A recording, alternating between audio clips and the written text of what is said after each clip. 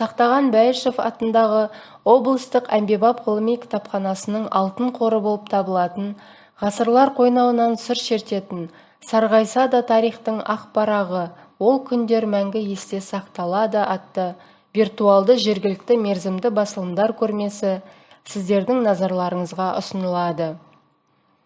Жауынгер хаттары солдатының елге деген сағынышы ғана емес, майдан өмірі, окоп шындығы. Дала почтасынан жолданған бұл хаттардың көбі бүгінгі күнге жеткен жоқ.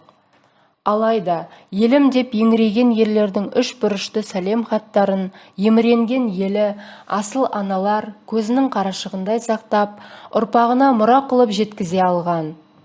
Осының куәсі Сәрсен Жұмағалиевтің 25 жыл сақталған хат атты мақаласы Коммунизм жолы газетінің 1968 жылғы 9 мамырында жарияланған. Ақтөбе газетінің 1995 жылғы 9 мамырында шыққан Құдайберген Ахмедиярұлының 4-ші соққы өзінің мақаласында ұлы отан тарихында қалған Тәттісай шайқасының маңыздылығы сөз етеді. 1995 жылғы 9 мамыр айындағы Актюбинский вестник газет беттеріне «Их называли иностранцами» Наубетяровтың мақаласы жарияланған еді. Бұл мақалада автор фашист пленіне түскен совет адамдарының мінездеріне кеңінен тоқталып өткен болатын. Ел басына күн туып, ер етігімен су кешкен майданға 18 жасында аттанған Төлеухан Көшекбаев туралы қызы Күланда Төлеухан қызының 18-інде от кешкен және де Муалих Боранқұловтың соғыстағы тағдырлар атты мақалаларында Ұлы Отан соғысы кезіндегі ерліктері туралы 2015 жылғы Ақтөбе газетінің 6 мамырында жарияланған. Сонымен қатар, осы басылымда Кеңес одағының батыры Әлия Молдағұлованың қып-қысқа ғұмырында ел сүйсінерлік ерлік жасап, өшпес із қалдырып кеткендігі Әлия атты мақаласы оқырман назарына ұсынылды.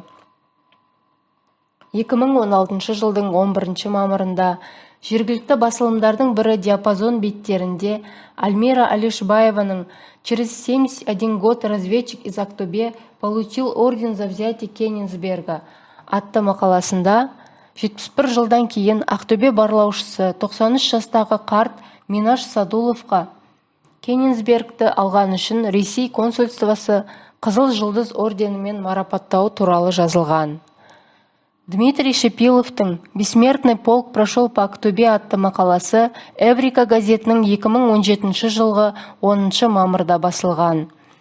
Бұл мақалада жеңіс мерекесі әр отбасына ыстық, өйткені соғыс бірде-бір жанұяны айналып өтпеді. Әр отбасы соғысқа қатысып, жеңіспен оралған, немесе ерлікпен қаза тапқан және оралмаған ата-әкелерін еске алып, құрметтейтіні сөз етіледі. 2019 жылдың 9 мамыр айында Ақтөбе газетінің бетінде Ржев даласындағы қайнаған ұрыстың ортасында Алматыда құрылған 100-ші және Ақтөбеде құрылған 101-ші дербес атқыштар дивизиясының құрамында болған әкесі Өтежан Иманалин осы қанды қырғынның бел ортасында шайқасқандығы Ржев даласындағы ерлік атты Қуандық Өтежанұлының мақаласы жарық көрген. Биыл Ақтөбелік Кеңес одағының батырлары Қожабай Жазықовқа 100 жыл, Виктор Бойченконың туғанына 95 жыл толуына орай 2020 жылғы Ақтөбе газетінің 14 сәуірінде «Тұлғаларың әрқашан биік тұрар» атты мақала авторы Әлия музейінің қызметкері Айсұлу Туралиева батыр тұлғалардың Ұлы Отан соғысында көрсетілген ерліктері туралы айқындап көрсеткен. Ардақты соғыс ардагерлерінің отанға деген патриоттық сезімі, ерліктері мен қайсарлықтары келер ұрпаққа үлгі болары сөзсіз.